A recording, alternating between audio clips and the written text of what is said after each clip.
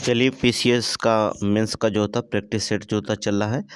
Practice set जो होता हमने बताया था पीवाईक्यू क्वेश्चन को जो होता है डेली एक साल का हल करेंगे। जैसे 2018 का हमने इसको उठा लिया। 2018 में पेपर फर्स्ट में क्या क्या प्रश्न आए थे, कितने प्रश्न आए थे, इस पर चर्चा करेंगे। सारे प्रश्न को जो होता हम अध्ययन कर दे रहे हैं। ठीक है, देखिए पहला, अब समय से पहले शुरू कर दिया जाए क्योंकि अब ज़्यादा बताएंगे नहीं, क्योंकि आप सारे प्रश्नों को जो होता आंसर हमने बताते चले हैं, तो आपको अच्छी राइटिंग करना सिखा रहे हैं और बहुत सारे वीडियो आपने देखा होगा हमारा। तो फिर से चलते हैं हम लोग जो होता है आज से जो होता है डेली जो होता है 3 वीडियो आपको जो होता है मेंस आंसर राइटिंग का लगभग 40 क्वेश्चन आपको हम देंगे। ठीक है, 40 प्रश्नों को जो होता है हम सॉल्व कराएंगे डेली जो होता है। सरदार वल्लभ भाई पटेल की भारतीय रियासतों को विलीनीकरण में भूमिका को स्पष्ट कीजिए। बहुत सिंपल प्रश्न है कि सरदार वल्लभ भाई पटेल की जो होता भारतीय रियासतों के विलीनीकरण में जो भूमिका को जो होता स्पष्ट कर दी। अब इसमें भूमिका को स्पष्ट करना है, पहले भूमिका बनेंगे, इंट्रोडक्शन देंगे, ठीक है, या परिचय देंगे। इसका आंसर में क्या क्या आपको लिखना होगा। सबसे पहले इंट्रोडक्शन देंगे। 1947 में स्वतंत्रता के समय भारत लगभग 565 रियासतें में बटा हुआ था। यदि इन रियासतों को एकीकरण ना होता तो भारत की राजनीतिक रूप खंडित और अस्थिर रह जाती। इस चुनौतीपूर्ण स्थिति में सरदार वल्लभ भाई पटेल, जो स्वतंत्र भारत के पहले गृह मंत्री थे, ने अद्वितीय नेतृत्व, कूटनीति और दृढ़ता के साथ रियासतों को भी भारत में विलय का कर एक संघीय राष्ट्र बनाने की ऐतिहासिक भूमिका निभाई थी। ठीक है, इस तरह से पहले शुरुआत करेंगे। एग्जाम प्रश्न को लिखने का शुरुआत कैसे करना है आपको यहाँ से पता होना चाहिए इंट्रोडक्शन में। ठीक है, फिर इसके बाद मुख्य बॉडी अर्थात मुख्य भाग में क्या होना चाहिए, हेडिंग डालना चाहिए मुख्य भाग में, प्रारंभिक और रणनीतिक और दृष्टिकोण। प्रारंभिक रणनीति और दृष्टिकोण। पटेल ने स्वतंत्रता के ठीक बाद रियासतों को महत्व को समझते हुए स्टेट डिपार्टमेंट की स्थापना की और बीपी मेनन को अपना प्रमुख सहयोगी बनाया। याद रखिएगा, बीपी मेनन को अपना प्रमुख सहयोगी बनाया था। समीक्षा अधिकारी में ये प्रश्न प्रीलिम्स में पूछा गया था। ठीक है, यूपी पीसीएस में भी प्रीलिम्स में पूछा गया था। बार बार आपसे एक ही रिक्वेस्ट करते हैं कि मेंस की तैयारी करो। प्रीलिम्स का जो होता तैयारी आपका प्री ऑटोमेटिक 70% हो जाएगी। ठीक है, तो बीपी मेनन का अपनी प्रमुख सहयोगी बनाया था। उन्होंने रियासतों को विश्वास में लेकर 2 विकल्प दिए हैं, भारत या पाकिस्तान में विलय। तटस्थ में विकल्प का नहीं दिया गया। ठीक है, तटस्थता का विकल्प जो था उन्होंने नहीं दिया था। ठीक है, प्रारंभिक रणनीति उनकी यही थी। दूसरे हेडिंग डालेंगे साधन विधि और कूटनीति की बात करें। साधन विधि और कूटनीति में क्या था उनका। ठीक है, चलिए कि इंस्ट्रूमेंट जो होता है, इंस्ट्रूमेंट ऑफ एसोसिएशन का सरल प्रारूप बनाकर सैन्य, विदेश और संचार को केंद्र के अधीन करने का प्रस्ताव रखा था। ठीक है, कूटनीति में था। ठीक है, बड़े राजवाड़ों से व्यक्तिगत संवाद किया। जो बड़े राजवाड़े थे उनसे जो होता है पटेल जी ने क्या किया, व्यक्तिगत जो था संवाद किया, जैसे हैदराबाद, जूनागढ़ और कश्मीर।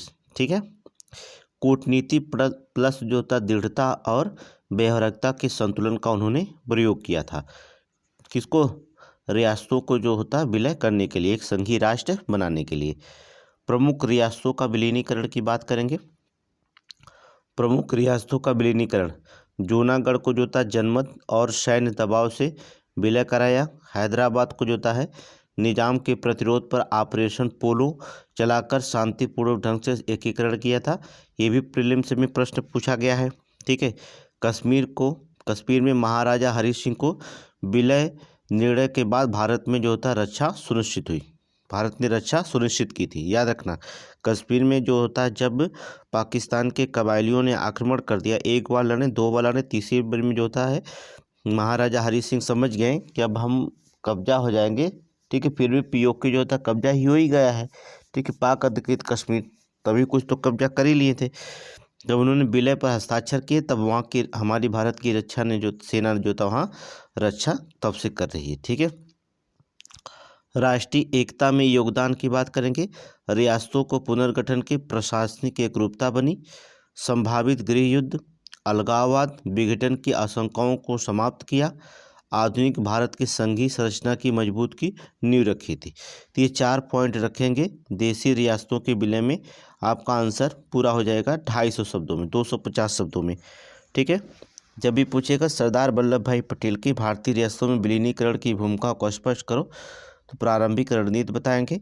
कूटनीति क्या उन्होंने किया था, प्रमुख रियासतों को विलीनीकरण कैसे किया था, ये तीनों विलीनीकरण आपको पता है, जूनागढ़, हैदराबाद, कश्मीर कैसे मिलाया गया था, और राष्ट्रीय एकता में इनका योगदान क्या है।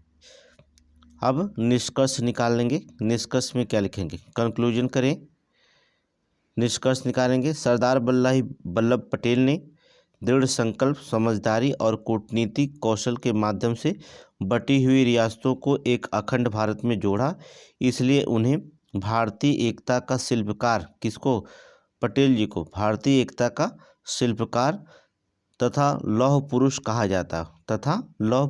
जाता है। उनका योगदान आधुनिक भारत की रणनीतिक प्रशासनिक स्थिरता की आधारशिला है। बस ये सिंपल सा आंसर है। ठीक है, उनका योगदान क्या है, आधुनिक भारत की रणनीतिक और प्रशासनिक स्थिरता की आधारशिला रखी गई। तो भारतीय एकता का शिल्पकार और लौह पुरुष नोट करेंगे, कहा जाता है। तो ये प्रश्न जो होता है तैयार होगा। प्रीवियस ईयर क्वेश्चन जो होता है, PYQ जो होता है, जितने प्रश्न हैं 2 दिन के अंदर जो होता है हम सारे प्रश्नों को समाप्त कर देंगे।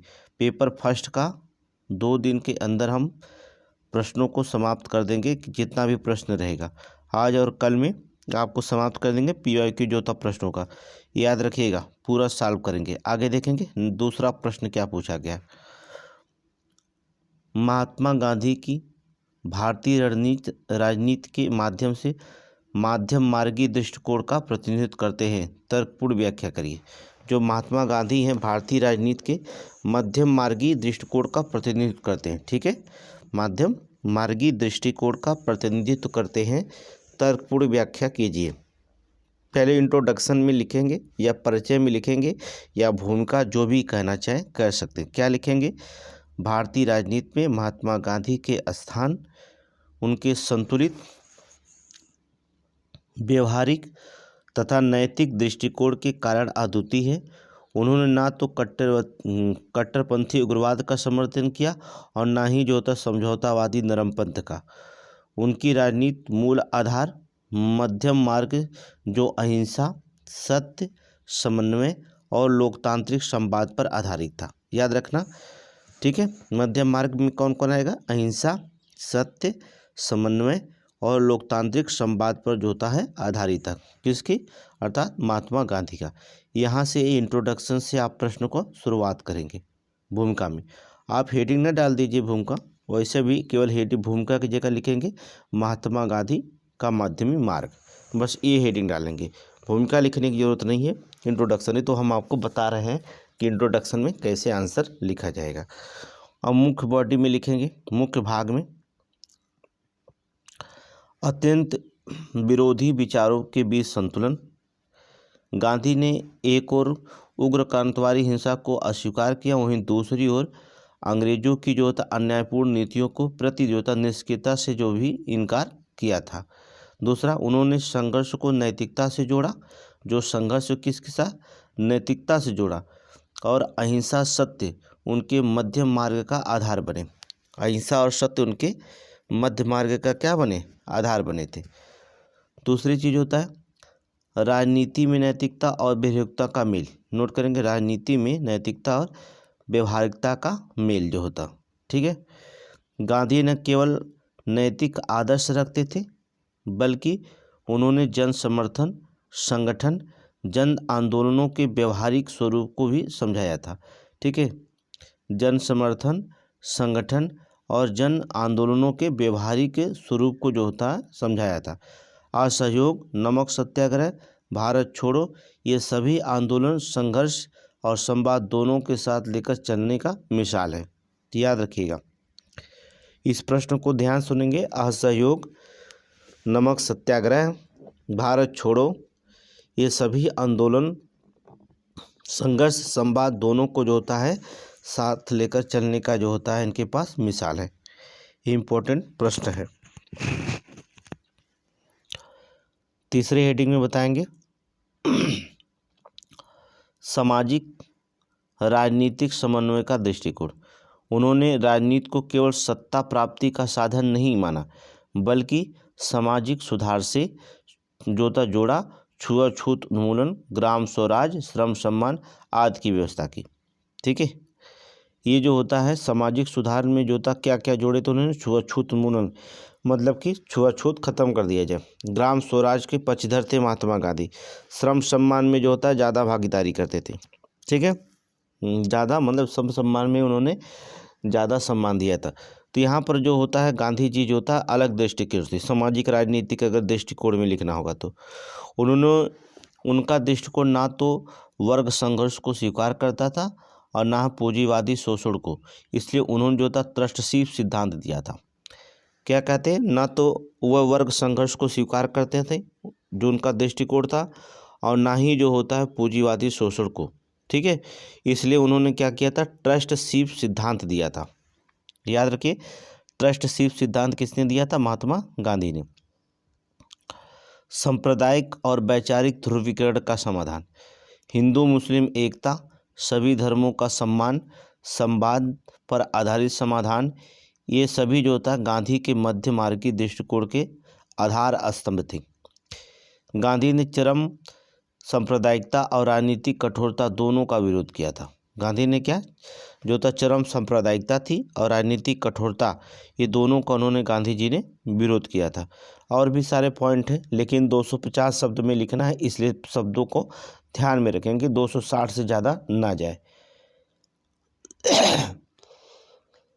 निष्कर्ष में देखेंगे, निष्कर्ष में क्या लिखना है, कंक्लूजन करें।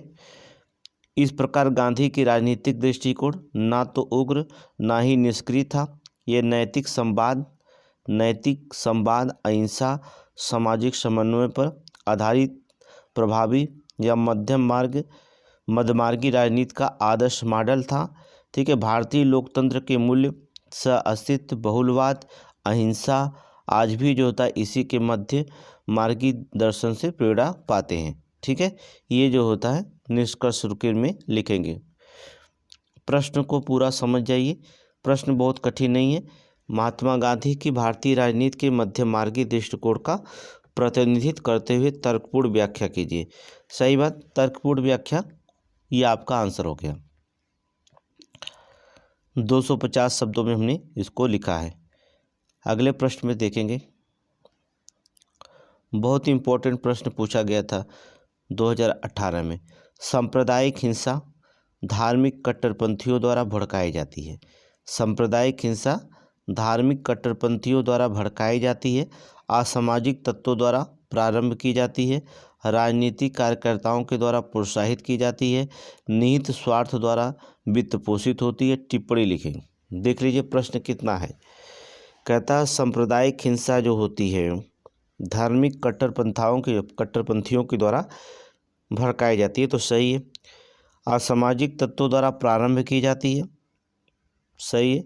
राजनीतिक कार्यकर्ताओं के द्वारा जो तो प्रोत्साहन किया जाता है, जो राजनेता होते हैं वही जो होता है ज़्यादा प्रोत्साहन करते हैं। और जो होता है निहित स्वार्थ द्वारा वित्त पोषित होती है। इस पर टिप्पणी आपको लिखना। ठीक है, प्रश्न तो आप समझ गए होंगे, बहुत आसान है। आप चाहे तो कुछ भी नहीं जानते, अगर आपके पास शब्द होगा तो आप खुद लिख सकते हैं, अपने से जो होता है खुद लिख सकते हैं। भूमिका पहले लिखेंगे क्या इस प्रश्न की भूमिका में। भारतीय समाज बहुधर्मी और बहुसंस्कृति और विविधतापूर्ण है। ठीक है, विविधतापूर्ण, ये विविधता जहाँ उसकी शक्ति है वहीं उसकी परिस्थितियों में सांप्रदायिक तनाव का आधार भी बन जाती है। सांप्रदायिक हिंसा प्रायः जो होता है स्वतःपूर्ण नहीं होती, बल्कि इसे विशिष्ट समूह, राजनीतिक हित और संगठित तंत्र मिलाकर जो होता है हवा देते हैं।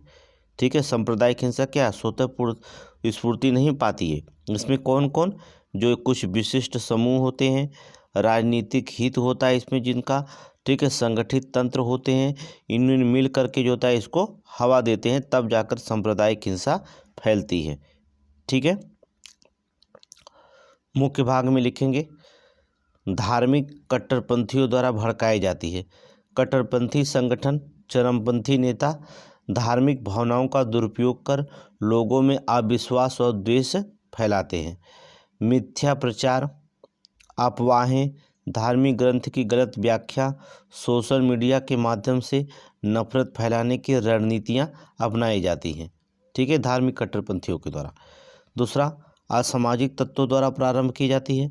दंगों की शुरुआत प्रायः असामाजिक और आपराधिक तत्व करते हैं, जिन्हें अवसर मिलते ही लूट, आगजनी, उन्माद फैलाने का मौका मिलता है।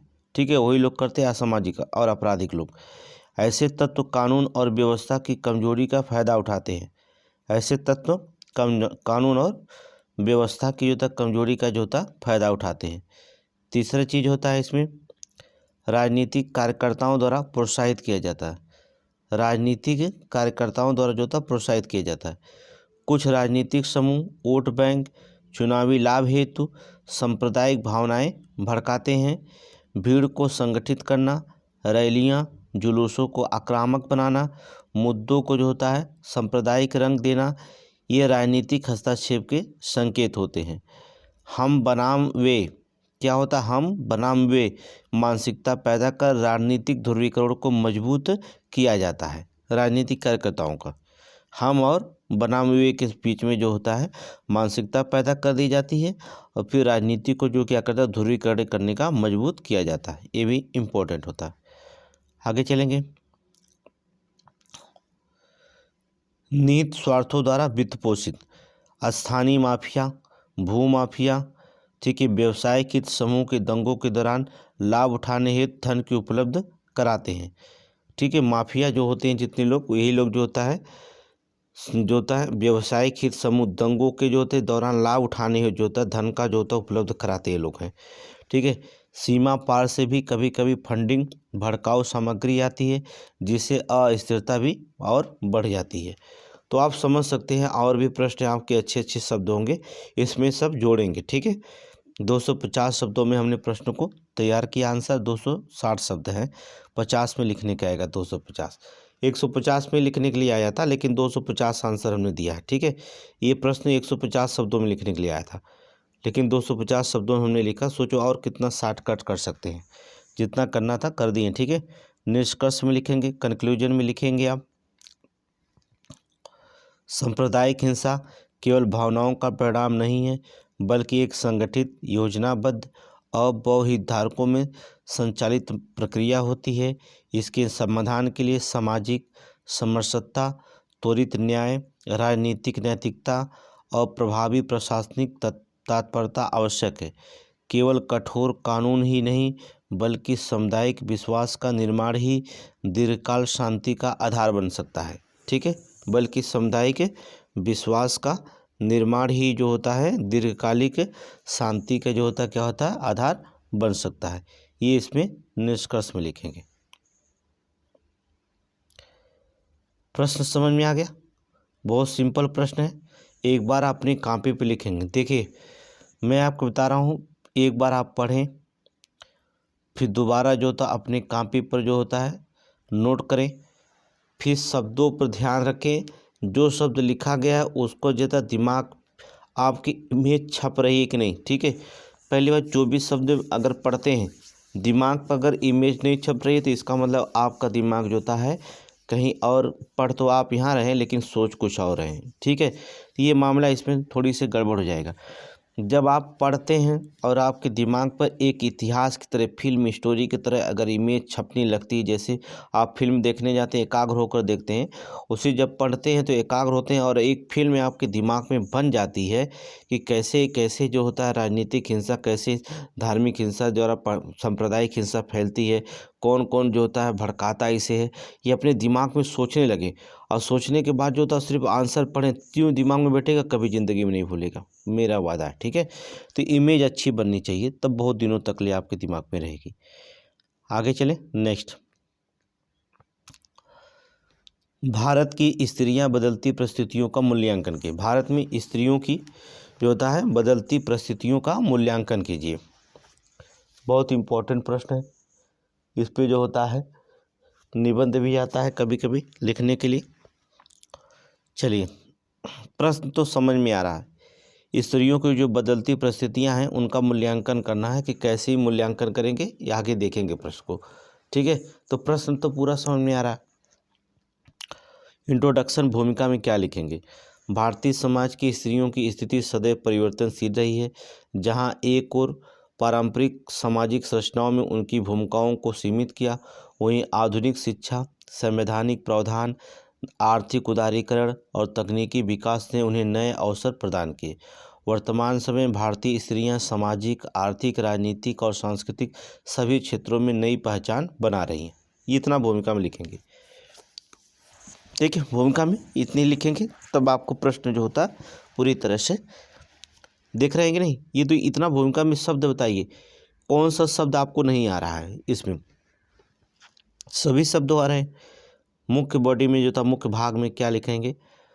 सामाजिक परिस्थितियों में परिवर्तन, शिक्षा स्तर में निरंतर वृद्धि, महिला साक्षरता में उल्लेखनीय बढ़ोतरी हुई, विवाह, परिवार, भूमिका संबंधी पारंपरिक धारणाओं में धीरे धीरे परिवर्तन हुआ, महिला स्वास्थ्य, पोषण, मातृत्व सेवाओं की पहुंच से जो होता सुधार हुआ। ठीक है, घरेलू हिंसा के विरुद्ध जागरूकता और कानूनी संरक्षण भी बढ़ा। ये सामाजिक परिस्थितियों में परिवर्तन की 4 पॉइंट डालेंगे। आर्थिक परिस्थितियों में सुधार कैसे हुआ, इस पर भी हम पॉइंट देखेंगे। सेवा क्षेत्र, तकनीकी क्षेत्र, स्टार्टअप, उद्यमिता, महिलाओं की बढ़ती भागीदारी है। स्वयं सहायता समूह, self help groups, micro finance model में आर्थिक सशक्तिकरण को बढ़ावा दिया। कार्यस्थल पर सुरक्षा, ठीक है, बहुत सारे होता है इस पर। Maternity benefits act, post act, ठीक है, रोजगार अवसर सुरक्षित किए। और देखेंगे राजनीतिक सशक्तिकरण, ठीक है, इसमें देखेंगे राजनीतिक सशक्तिकरण में पंचायती राज में 33% जो होता आरक्षण जो होता लाखों महिलाओं को नेताओं को उभारा है। देखेंगे नेता बन गई भाई। स्थानीय पंचायती चुनाव में जो होता है, पंचायती राज चुनाव में ग्राम प्रधान बनने के लिए 33% का आरक्षण है। देख रहे हैं। संसद में महिलाओं का आरक्षण कानून पास होने से राष्ट्रीय स्तर पर प्रतिनिधित्व बढ़ने की संभावना है। संसद में जो होता है 33% महिलाएं जो होता होना कानून पारित हुआ था, उस पर भी जो होता है। राजनीतिक जागरूकता, मतदान, महिलाओं में जो होता है महिलाओं की सक्रिय उपस्थिति। बिहार में देखेंगे कि सबसे ज़्यादा महिलाओं ने ही वोट दिया है बिहार में। ठीक है, तो ये भी भाग चढ़ बढ़ के जो था भाग ले रही हैं। आगे देखेंगे तकनीकी और डिजिटल परिवर्तन। डिजिटल इंडिया, स्मार्टफोन, ऑनलाइन शिक्षा, ई गवर्नेंस ने महिलाओं के लिए होता नए नए अवसर खोले। ठीक है, सबसे बड़ा अवसर टिकटॉक और रील बनाने का अवसर खुल गया तकनीकी शिक्षा में। देख रहे हैं ना, सोशल मीडिया ने आवाज़ उठाने और नेटवर्किंग को आसान बनाया है। तो सोशल मीडिया पे सबसे ज़्यादा देख रहे हैं रील पड़ रहा है। ठीक है, आगे चलें। चुनौतियां अब भी मौजूद हैं। लैंगिक भेदभाव, वेतन असमानता। ठीक है, देखिए वेतन असमानता भी जो होता है, महिलाओं को कहीं कहीं कम वेतन दिया जाता है पुरुषों की अपेक्षा। वेतन असमानता, रोजगार में गिरावट, सुरक्षा चिंताएं, ठीक है, प्रतिगामी सामाजिक मान्यताएं, दहेज जैसी प्रथाएं, ग्रामीण, शहरी और वर्ग आधारित असमानताएं अभी भी जो होता है गहरी बनी हुई हैं। ठीक है, तो लिख लेंगे। और भी बहुत सारे प्रश्न हैं, करंट जो होता है जोड़ कर लिखेंगे। ठीक है, करंट को भी जो होता है जोड़ के इसमें लिखेंगे।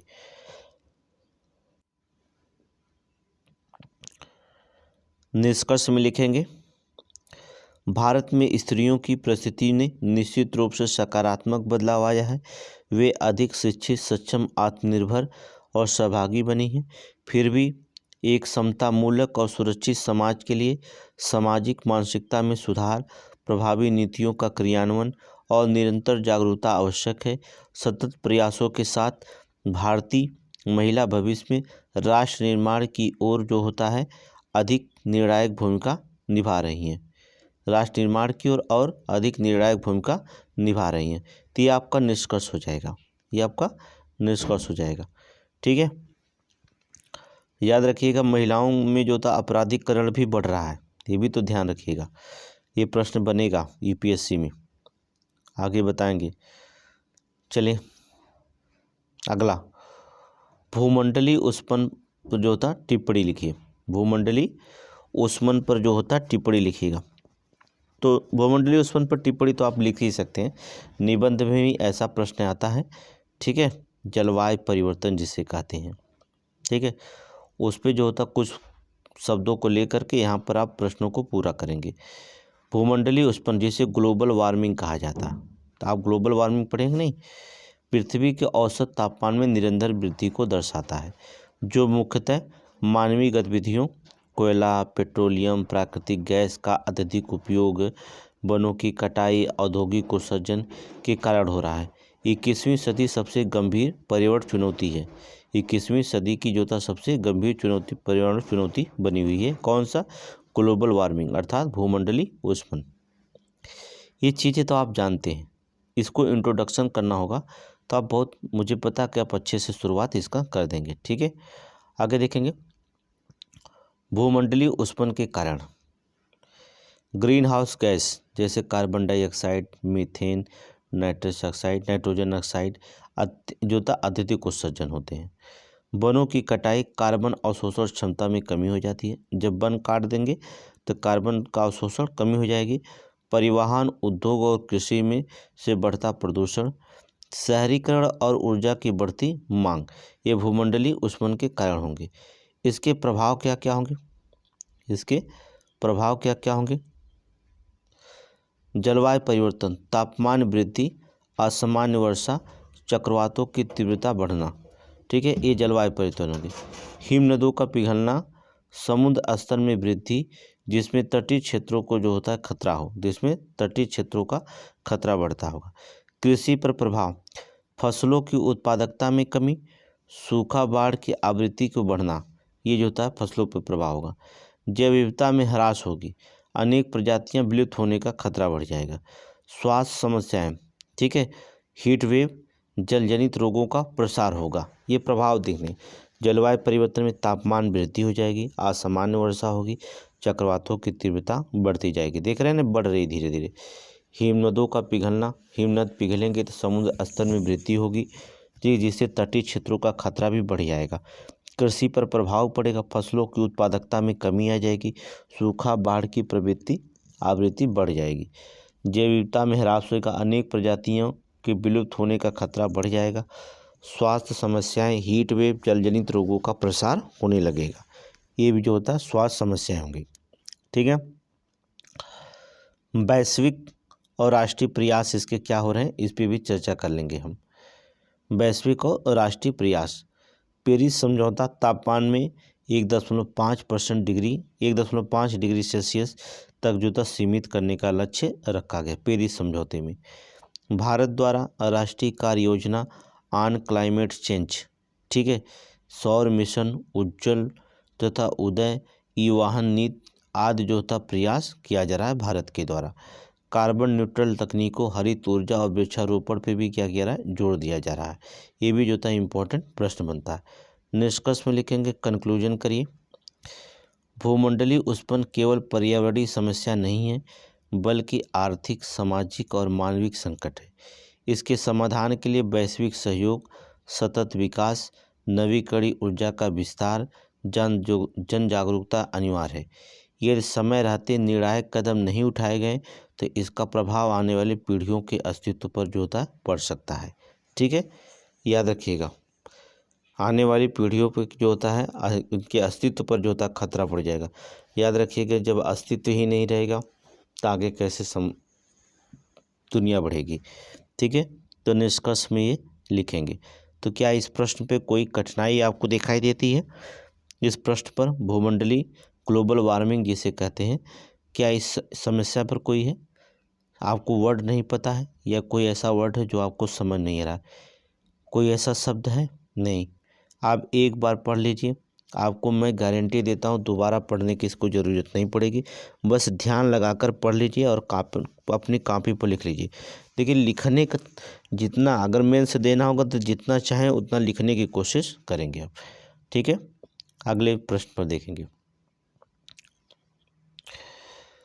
200 वर्ष के ब्रिटिश शासन ने भारतीय अर्थव्यवस्था के मेरुदंड को क्षतिग्रस्त, दुर्बल, विकृत कर दिया था। व्याख्या कीजिए। भाई 200 वर्ष के जो ब्रिटिश शासन थे, 200 साल उन्होंने शासन किया था। उन्होंने भारतीय अर्थव्यवस्था के मेरुदंड को बहुत दुर्बल बना दिया, विकृति कर दिया, क्षतिग्रस्त कर दिया, कुछ भी कर दिया। इस पर आप व्याख्या करेंगे। ठीक है, चलिए। तो समझ रहे हो ना, मेरुदंड का मतलब समझ रहे हो ना, आपके रीढ़ की हड्डी जिसे कहते हैं। देख रहे हो ना, बस वही उन्होंने तोड़ दिया।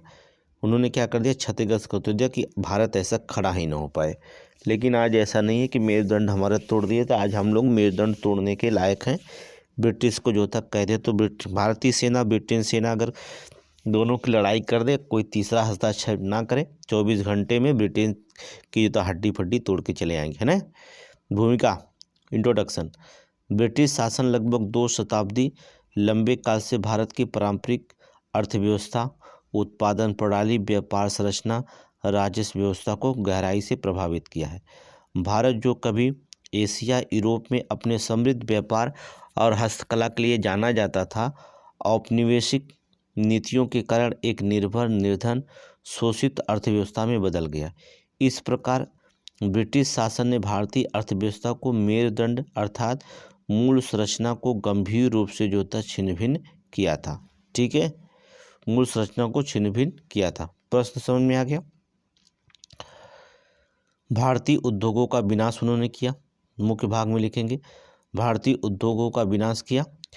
ब्रिटिश ने भारत को कच्चे माल का स्रोत और तैयार माल को बाजार बना दिया था। बंगाल, अवध, मुर्शिदाबाद आदि में जो था मशहूर वस्त्र उद्योग को उन्होंने क्या किया, ध्वस्त हो गए थे। ब्रिटिश मशीन निर्मित कपड़ों के आयात से भारतीय कारीगरों को जो था क्या कर दिया, बेरोजगार कर दिया था।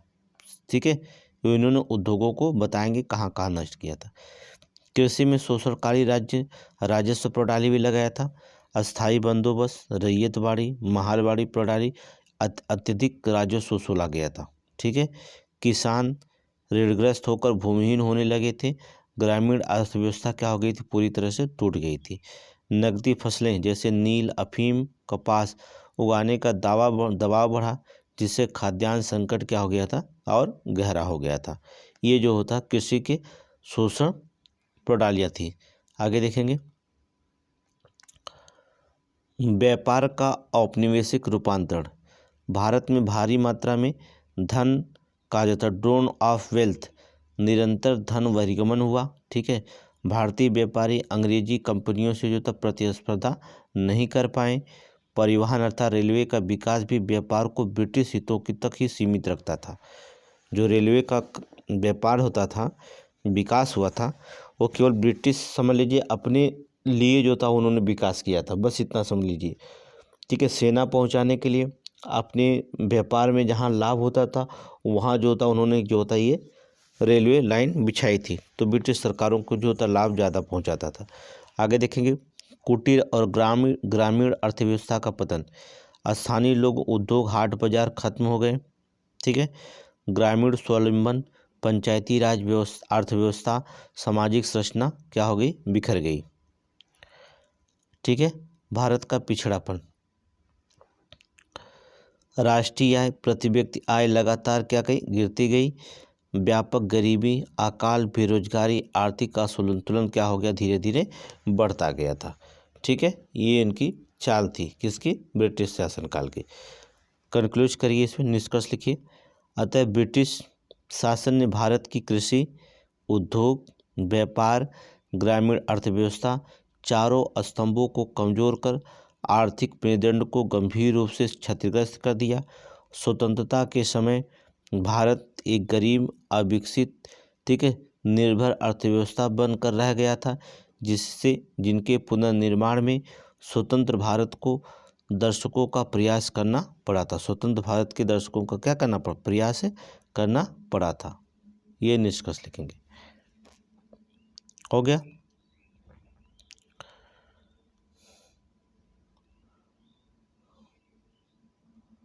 प्रश्न समझ में आ गया, कैसे लिखना है, शब्द कहाँ प्रयोग करना है। मैं गारंटी देता हूँ 100 प्रश्नों को आप सॉल्व करिए। प्रत्येक प्रश्न का पेपर फर्स्ट, पेपर सेकंड का 100 प्रश्नों का मुख्य जो होता प्रश्न को सॉल्व करिए। और शब्द आपके पास ऐसे बनेंगे कि कोई भी पेपर में प्रश्न में जो होता है, कोई भी प्रश्न जो होता है पेपर में पूछेगा, बड़े आसानी से आंसर आप दे देंगे इसका। ठीक है, आगे देखेंगे। द्वितीय विश्व युद्ध को संभव बनाने में हिटलर की भूमिका की विवेचना कीजिए। ठीक है, असंभावी बनाने में, संभव क्या लिखेंगे इसे, असंभावी बनाने में, ऐसे शब्द लिखा था। असंभावी बनाने में जो होता है हिटलर की भूमिका विवेचना कीजिए। अब हिटलर के बारे में तो जानते हैं, अगर हिटलर के बारे में ना जानते हैं तो फिर जान लीजिए। भूमिका में लिखेंगे द्वितीय विश्व युद्ध कब से कब पहले शुरू हुआ था, डेट लिखिए 1939 से 45 के बीच। 20वीं शताब्दी का सबसे विनाशकारी घटना थी। इसकी पृष्ठभूमि के अनेक कारण थे, वर्साय संधि, आर्थिक मंदी, राष्ट्रवाद, समाजवादी स्पर्धा, परंतु इन सभी को जो था युद्ध की दिशा ढकेलने वाली केंद्रीय शक्तियां एडॉल्फ हिटलर और उनकी नाजी विचारधारा थी। ठीक है, हिटलर की आक्रामक नीति और विस्तारवादी महत्वाकांक्षाएं युद्ध के प्रमुख ट्रिगर में सिद्ध हुई थी। तो ये समझ लीजिए एडॉल्फ हिटलर को। ठीक है, नाजीवादी विचारधारा थी, बहुत खतरनाक था हिटलर। ठीक है, कूड़े से निकला और हिटलर बन गया। मुख्य भाग क्या था इसमें, मुख्य भाग में लिखेंगे वर्साय संधि के प्रति घृणा और प्रतिशोध। हिटलर ने प्रथम विश्व युद्ध के बाद हुई वर्साय संधि को राष्ट्र के अपमान के रूप में प्रचारित किया था। ठीक है, उसने जर्मनी को पुनरुत्थान के नाम पर सेना निर्माण, हथियार बढ़ोतरी और सैन्यकरणी शुरू किया, जो संधि का खुल्लम उल्लंघन था, जो खुला उल्लंघन था। नोट करेंगे। ठीक है, ये भी जो होता है जो संधि का क्या था, खुला उल्लंघन था।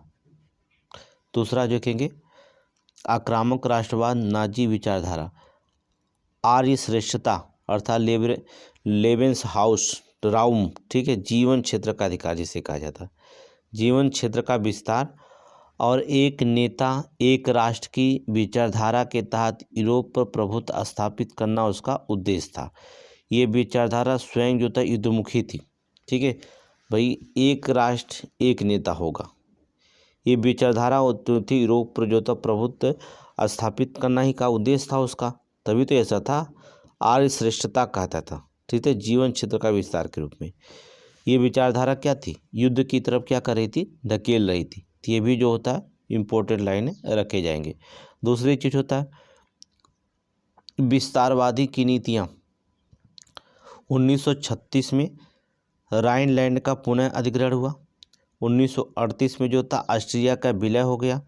1938 में चेकोस्लोवाकिया की जो था सुडेटलैंड पर कब्जा हो गया। देख रहे हैं, सुडेटलैंड पर जो था क्या हो गया, कब्जा हो गया।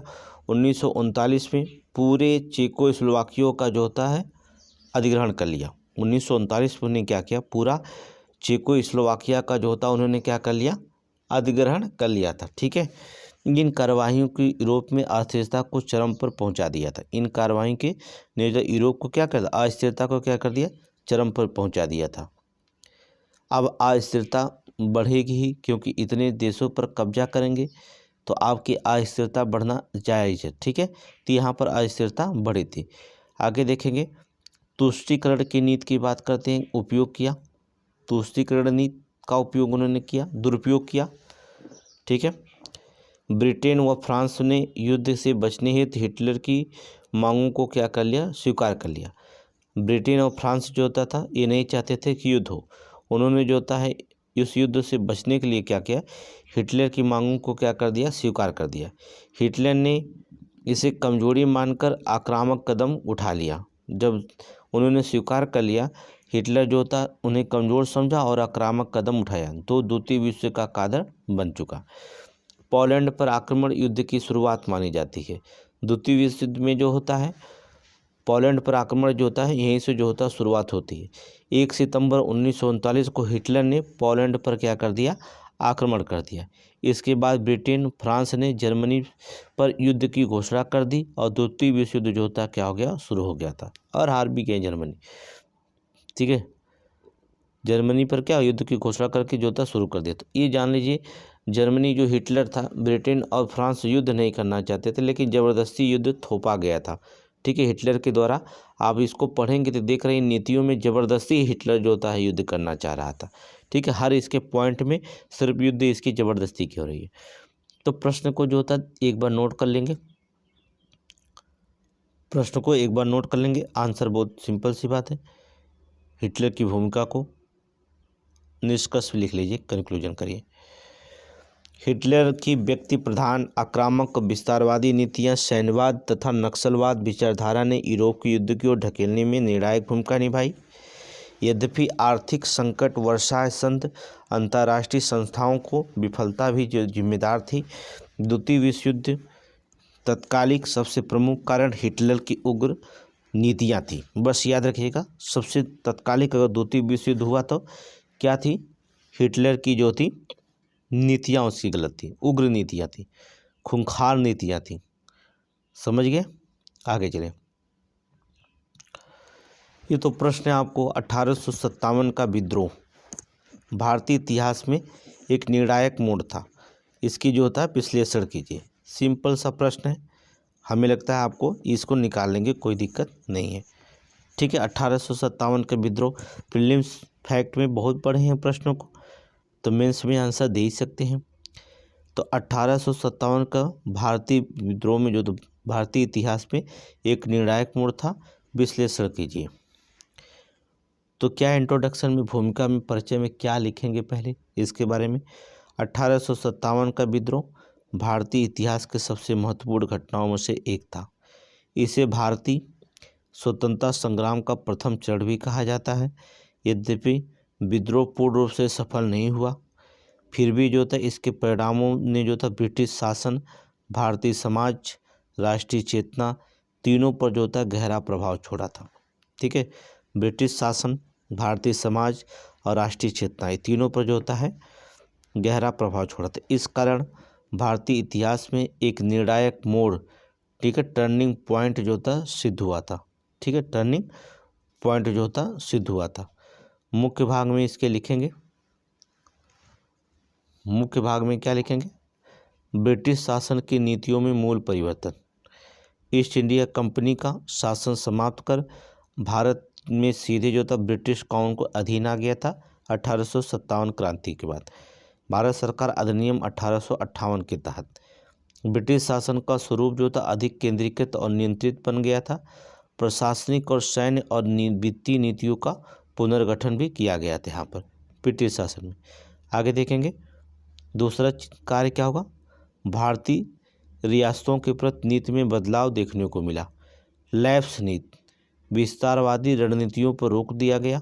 ठीक है, रियासतों को सहयोगी बनाकर शासन चलाने की नई नीति जो था लागू की गई। इससे शासकों में जो था ब्रिटिश शासन के प्रति असंतोष कम करने का प्रयास किया था। ठीक है, ब्रिटिश शासन के प्रति जो होता है, इससे भारतीय शासकों में जो होता है ब्रिटिश शासन के प्रति जो था असंतोष कम करने का जो होता प्रयास हुआ। ठीक है, भारतीय सेना का पुनर्गठन हुआ। भारतीय सिपाहियों की संख्या और हथियारों पर जो था नियंत्रित किया गया था। ठीक है, भारतीय जो होते थे सिपाहियों की संख्या और हथियारों को जो था नियंत्रित किया गया। मतलब भारतीय जहाँ पर मान लीजिए अगर यहाँ पर ब्रिटिश सेना बहुत कम थी, तो वहाँ पर जो होता है भारतीयों के साथ ब्रिटिश सेना जो होता और भी बढ़ा दी गई थी। फूट दलों की नीति का तहत जो था जातीय और धार्मिक आधार पर सैनिकों का पुनर्गठन किया गया। ठीक है, यूरोपीय सैनिकों की संख्या क्या कर दी गई, बढ़ा दी गई थी। ठीक है, 1857 के क्रांति में पॉइंट टू पॉइंट बता रहे हैं क्या क्या बदलाव हुआ था। सामाजिक एवं धार्मिक हस्तक्षेप में कमी। ब्रिटिश सरकार ने स्वीकार किया कि समाज सुधारों में अत्यधिक हस्तक्षेप असंतोष का कारण बना। ठीक है, जो समाज सुधारों में जो होता है हस्तक्षेप करना ही क्या करा, ब्रिटिश सरकार मान गई कि असंतोष का कारण बनाता है। इसलिए जो होता सुधार अब भारतीय समुदायों के सहमति से ही लिए जाने लगे थे। तो किसके, अब समुदाय जो भारत में जो होता है जो सुधार करना था भारतीय सहमति के साथ लिए जाने लगे थे। ठीक है, राष्ट्रवाद का प्रारंभिक उदय। ब्रिटिश ने विद्रोह ने जो था ब्रिटिश शासन की क्रूरता और शोषण को उजागर किया, जिससे राष्ट्रीय चेतना का विकास हुआ। 1870 या 80 के दशक में मध्यवर्गीय राष्ट्रवाद, संगठित राजनीतिक गतिविधियों का उद्भव हुआ। ठीक है, आगे चलकर जो था कांग्रेस, स्वदेशी आंदोलन, गांधी युग संघर्षों का आधार तैयार हुआ था, ये भी रखेंगे। ठीक है, तो ये राष्ट्रवाद का प्रारंभिक उदय का भी कारण भी जो होता है 1857 का विद्रोह माना जाता है। ठीक है, मुझे विश्वास है एक एक पॉइंट को जो होता आप समझ चुके होंगे, कोई पॉइंट जो होता कठिन नहीं है, सारे पॉइंट को आप अच्छी तरह से समझ गए होंगे। निष्कर्ष में लिखेंगे, कंक्लूजन करेंगे। इस प्रकार 1857 का विद्रोह केवल सैन्य विद्रोह नहीं था, बल्कि भारतीय इतिहास का टर्निंग पॉइंट था। इसे ब्रिटिश शासन की संरचना बदली, भारतीयों में राष्ट्रवादी चेतना बढ़ी और आने वाले 100 वर्षों की स्वतंत्रता संघर्ष इसी घटना से प्रेरित होकर विकसित हुई। अतः 1857 की क्रांति ने भारत की राजनीतिक, प्रशासनिक और राष्ट्रवादी भविष्य की दिशा तय की थी। राष्ट्रवादी जो था भविष्य की दिशा जो होता है तय की थी इसमें, तो ये जो होता है निष्कर्ष बना था। हो जाएगा। प्रश्न समझ में आ रहा है? सारे प्रश्नों को हल कराएंगे, घबराइए मत। कम से कम जो होता है 500 प्रश्नों का जो होता है पेपर फर्स्ट में सब सॉल्व कराएंगे। ठीक है, कल थोड़ा वीडियो नहीं पढ़ पाया था, लेकिन जो होता है अब पढ़ेंगे। आगे देखेंगे। नेक्स्ट प्रश्न है, धर्मनिरपेक्षता अभिमुखन व व्यवहार के एक समुच्चय के रूप में उदार लोकतांत्रिक भारत के भविष्य के लिए अपरिहार्य है, विवेचना कीजिए। जो धर्मनिरपेक्षता अभिमुखन व व्यवहार के एक समुच्चय के रूप में उदारवादी लोकतांत्रिक भारत के भविष्य के लिए अपरिहार्य है, इसकी जो होता विवेचना कीजिए। प्रश्न तो सुस्पष्ट समझ में आ रहा है। धर्मनिरपेक्षता आपको पढ़े होंगे तो ठीक है। ठीक है, शुरुआत में क्या करेंगे। भारत एक बहुधार्मिक, बहुभाषी, बहुसांस्कृतिक राष्ट्र है, जहाँ विविधता राष्ट्रीय पहचान का मूल है। ठीक है, ऐसे समाज में धर्मनिरपेक्षता केवल संवैधानिक सिद्धांत मात्र नहीं है, बल्कि शासन, सामाजिक व्यवहार, राष्ट्रीय एकता की आधारशिला है। भारतीय धर्मनिरपेक्षता समान दूरी तथा सिद्धांत आधारित हस्तक्षेप दोनों का समन्वय है, जो विशिष्ट बनाती है। अतः उदार लोकतांत्रिक भारत के भविष्य के लिए धर्मनिरपेक्ष अभिमुखन व्यवहार अनिवार्य हो जाते हैं। समझ रहे? एकदम प्रश्न को शुरू करेंगे। देखिए क्या क्या शब्द है, कुछ भी नहीं, बहुत सिंपल शब्द है प्रयोग किया गया, लेकिन इतनी व्यवस्थित ढंग से जो था शब्दों को सजाया जाता है कि एग्जामिनर बहुत प्रभावित हो सकता है। ऐसे लिखेंगे तो भारत एक बहुधार्मिक, बहुभाषी, बहुसांस्कृतिक राष्ट्र है, जहाँ विविधता राष्ट्रीय पहचान की मूल है। ऐसे समाज में धर्मनिरपेक्षता केवल एक संवैधानिक सिद्धांत मात्र नहीं है, बल्कि शासन, सामाजिक व्यवहार, राष्ट्रीय एकता की आधारशिला है। भारतीय धर्मनिरपेक्षता समान दूरी तथा सिद्धांत आधारित हस्तक्षेप दोनों का समन्वय है। ठीक है, इसे विशिष्ट बनाती है। अतः उदार लोकतांत्रिक भारत के भविष्य के लिए धर्मनिरपेक्षता अभिमुखन व्यवहार अनिवार्य हो जाते हैं। समझ रहे हैं? ये भूमिका होंगी। भारतीय लोकतंत्र में के संदर्भ में धर्मनिरपेक्षता का अर्थ क्या होगा? ठीक है, धर्मनिरपेक्षता का अर्थ प्रीलिम्स मेंस दोनों में होगा। राज्य का किसी विशेष धर्म से असंबद्ध रहना। दूसरी, सभी धर्मों को समान संरक्षण, सम्मान प्रदान करना। नागरिक स्वतंत्रताओं, अभिव्यक्ति, आस्था, पूजा की गारंटी। ठीक है, ये सारे जो था धर्मनिरपेक्षता का अर्थ विकल्प में कुछ भी दे सकता है। राजनीतिक सत्ता का धार्मिक पहचानों से अलग रहना। ठीक है, ये जो होता है धर्मनिरपेक्षता का अर्थ है, इसको आप नोट कर लेंगे। उदारवादी लोकतांत्रिक भारत भविष्य के लिए धर्मनिरपेक्षता क्यों अपरिहार्य है, इस पे देखेंगे।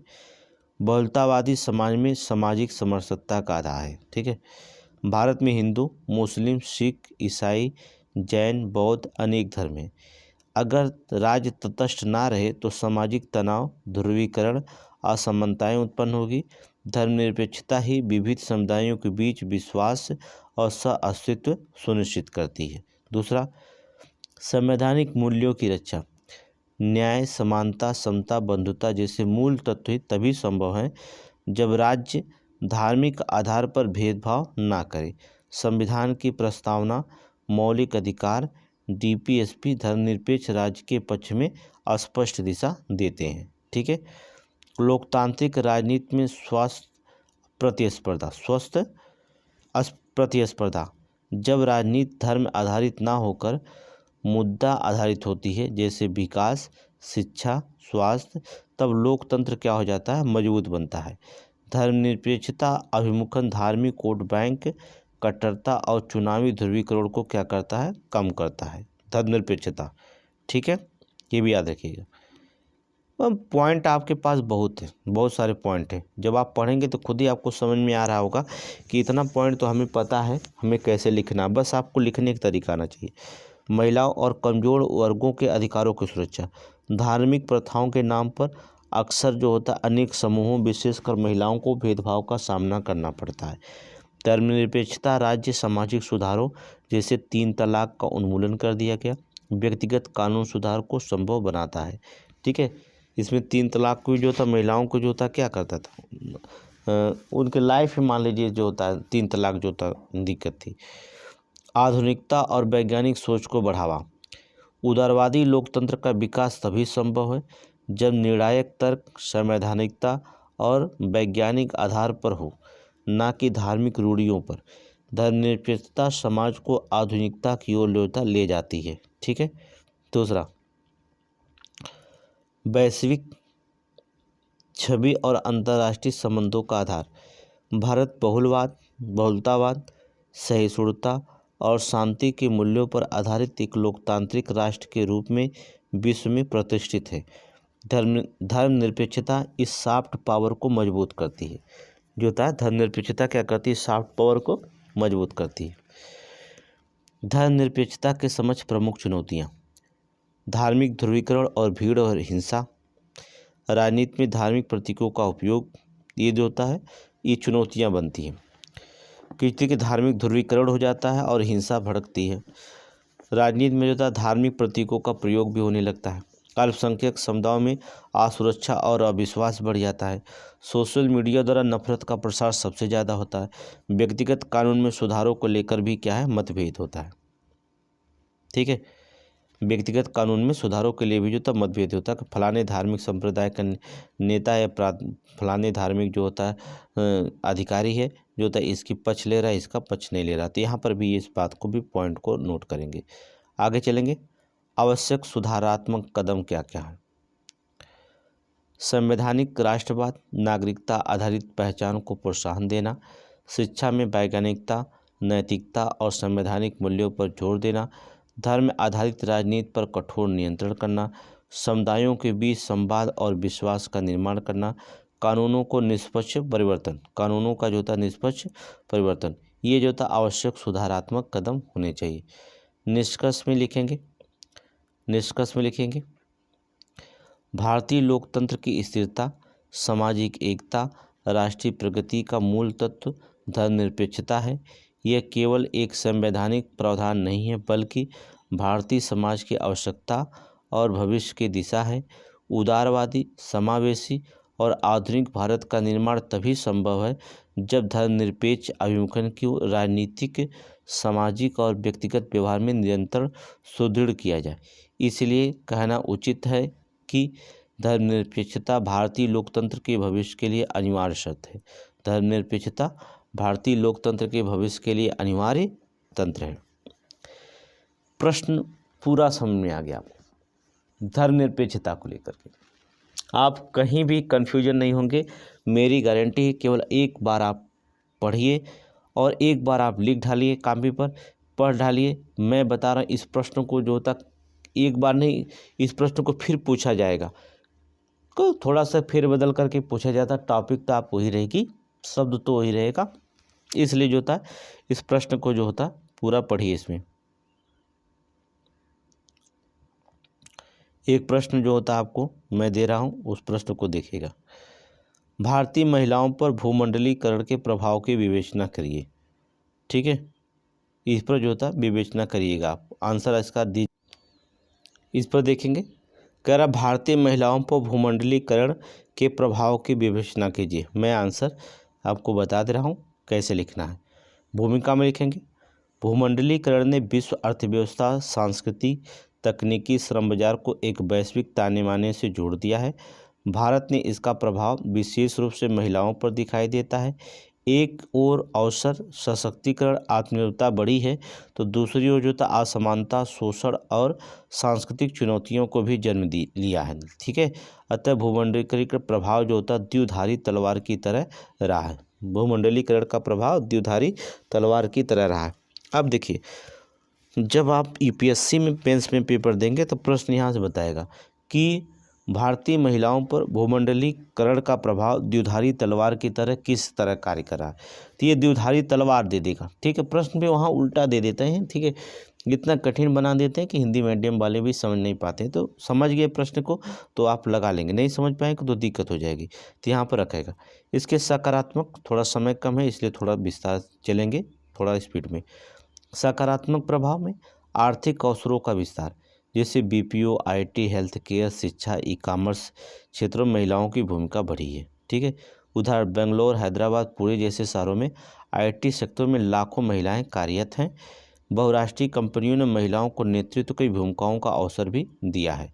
ठीक है, आर्थिक अवसरों पर विस्तार हुआ है इनका महिलाओं का। शिक्षा और कौशल वृद्धि, वैश्विक प्रतिस्पर्धा ने तकनीकी और व्यावसायिक शिक्षा की मांग बढ़ाई है। उदाहरण में इंजीनियरिंग, मैनेजमेंट संस्थानों में महिलाओं की संख्या लगातार बढ़ी है। ठीक है, याद ये महिलाओं की संख्या में लगातार बढ़ी है। उद्यमिता को बढ़ावा, डिजिटल प्लेटफॉर्म जैसे वैश्विक बाजारों ने महिला नेतृत्व स्टार्टअप को क्या क्या बढ़ाया है। उदाहरण में नायका जैसे फाल्गुनी नायर, शुगर कॉस्मेटिक में जो था विनीता सिंह ने जो होता है उद्यमिता को बढ़ाया है। ठीक है, सामाजिक जागरूकता और अधिकारों का विस्तार, वैश्विक मानव अधिकार दिवस ने महिलाओं के लिए अधिकारों, समान वेतन, कार्यस्थल सुरक्षा, गर्भावस्था अवकाश को भी जो होता मजबूत दी है जो होता वैश्विक मानवाधिकार के द्वारा। ठीक है, विचार विमर्श के बाद। तो मी टू जैसी वैश्विक मुहिम ने भारतीय समाज में भी बड़ा प्रभाव डाला है। लिख लेंगे। हो गया। परिवार में संरचना परिवर्तन में क्या लिखेंगे, माँ बेटी का निर्णय, स्वतंत्रता बढ़ी है। देर से विवाह और छोटे परिवार का चलन उभरा है। उदाहरण शहरी क्षेत्र में कार्यरत महिलाओं के बीच विवाह जो था 25 से 30 तक पहुंच गई हैं। ठीक है, महिलाएं जो था 25 से 30 साल में जो था शादी कर रही हैं। नकारात्मक प्रभाव मिले विद एग्जाम्पल में देखेंगे। नकारात्मक प्रभाव में आर्थिक शोषण और अनौपचारिक श्रम, ग्लोबल सप्लाई चेन में महिलाओं का शोषण बढ़ा है। कम मजदूरी, अस्थायी अनुबंध और असुरक्षित कार्य। उदाहरण में कपड़ा उद्योग, तिरुपुर, दिल्ली, एनसीआर, घरेलू श्रमिक या ई कॉमर्स बैंकिंग यूनिट्स में भी जो होता है ये शोषण देखने के लिए मिला है। ठीक है, सांस्कृतिक वैश्वीकरण और पहचान संकट, पश्चिमी उपभोक्तावादियों ने सामाजिक मूल्यों, परिवार संरचना, आचरण पर जो होता प्रभाव डाला है। ये तो मिला है भाई। फैशन, लाइफस्टाइल, तेजी से बदलाव, ग्रामीण और शहरी पीढ़ियों मूल्य का टकराव देखने के लिए मिल रहा है। देख रहे हैं ना। अब कोई बहुत कम महिलाएं जो होंगी शहरों में देखेंगे साड़ी पहनी हुई मिलती हैं, गांव में ही जो होता साड़ी पहनती हुई मिलेंगी देखेंगे। ठीक है, सांस्कृतिक पहचान, गांव में भी जो होता बहुत नई जो औरतें होती साड़ी पहनना कम कर दी हैं। ठीक है, लैंगिक अपराधों पर उभार, शहरी क्षेत्रों में महिलाओं को सार्वजनिक भागीदारी बढ़ाने में जो होता सुरक्षा में चुनौतियाँ भी बढ़ी हैं। महानगरों में कार्यस्थल पर घर यात्रा के दौरान उत्पीड़न, ट्रोलिंग और साइबर क्राइम भी जो होता है बढ़ा हुआ है। ठीक है, लैंगिक अपराधों का उभार भी। डिजिटल विभाजन और तकनीकी का जो कि इंटरनेट ने जो अवसर दिए पर साइबर बुलिंग, मार्फिंग, डाटा चोरी की समस्याएं भी बढ़ी है। ग्रामीण महिलाओं में जो डिजिटल साक्षरता की क्या हुई अभी भी कमी बनी है। ठीक है, पारिवारिक कार्य संतुलन का दबाव, ठीक है, डबल बर्डन जिससे कार्यस्थल प्लस घर का काम जो होता है बढ़ गया है। कोविड-19 के समय वर्क फ्रॉम होम के दौरान महिलाओं पर अतिरिक्त घरेलू भार भी बढ़ा था। ठीक है, इसको भी आप बताएंगे। तो कुछ सकारात्मक पहलू है, कुछ नकारात्मक पहलू है। सकारात्मक और नकारात्मक पहलू को दोनों को दर्शाएंगे, जिससे निकल जाएगा। अब देखेंगे मध्यम वर्गीय बनाम निम्न वर्गीय महिलाओं पर प्रभाव। ठीक है, वर्ग सकारात्मक, नकारात्मक, मध्यम वर्ग बेहतर शिक्षा, कैरियर, आर्थिक स्वतंत्रता, कार्य जीवन संतुलन का तनाव, मानसिक दबाव। ठीक है, निम्न वर्ग औद्योगिक क्षेत्र, सेवा क्षेत्र में रोजगार कम मिलता है, वेतन असुरक्षित। ठीक है, वेतन असुरक्षित नौकरी और शोषण ज़्यादा होता है, इसमें भी रखेंगे कि इस पॉइंट को जो होता ना लिखेंगे तभी कोई दिक्कत नहीं, इसको हमने अपने से डाला। ठीक है, भारत के पहले जो भूमंडलीकरण के सकारात्मक प्रभाव को बढ़ाती है, क्या होगा? भारत सरकार के जो होते हैं जो पहल है वो महिलाओं के लिए जो शुरू किया गया पहल है वो सकारात्मक भूमिकाओं के, तो भारत सरकार क्या पहल की है? बेटी बचाओ बेटी पढ़ाओ, राष्ट्रीय महिला नीति लाई है, स्टेम लड़कियों का प्रोत्साहन दे रहे हैं। ठीक है, STEM के द्वारा। ठीक है, मातृत्व लाभ अधिनियम 2017 चालू कर दिया। महिला श्रमिकों के लिए जो होता है ESI और सामाजिक सुरक्षा योजनाएं भी भारत सरकार चला रही हैं, तो इसको भी लिखेंगे। भूमंडलीकरण सकारात्मक प्रभाव कैसे भारत सरकार के द्वारा दिया जा रहा है, इस पर भी जोड़ देंगे। ठीक है, आगे चलेंगे, देखेंगे निष्कर्ष में लिखेंगे आप भारतीय महिलाओं पर भूमंडलीकरण का प्रभाव मिश्रित रहा है। इससे आर्थिक, सामाजिक और सांस्कृतिक स्तर पर नए अवसर प्रदान किए हैं, परंतु असमानता, सुरक्षा और मूल्य संकट के भी उत्पन्न किए हैं। भविष्य में सकारात्मक पहलुओं को बढ़ाने और नकारात्मक प्रभावों को कम करने के लिए राज्य, समाज, निजी क्षेत्र मिलकर संवेदनशील, सुरक्षित, समावेशी वातावरण तैयार करना होगा।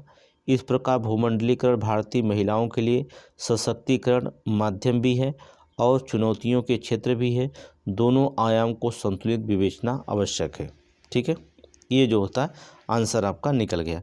तो बहुत ज़्यादा प्रश्न कठिन नहीं है, एक बार अपनी कॉपी पर नोट करेंगे। ठीक है, कलम पेन से नोट करिए आप, कॉपी कलम लेकर बैठिए और आंसर जो होता है नोट करिए। देखेंगे बहुत सिंपल सा आंसर होता है, बहुत सरल भाषाओं में जो होता है ये आंसर दिया गया है। ठीक है,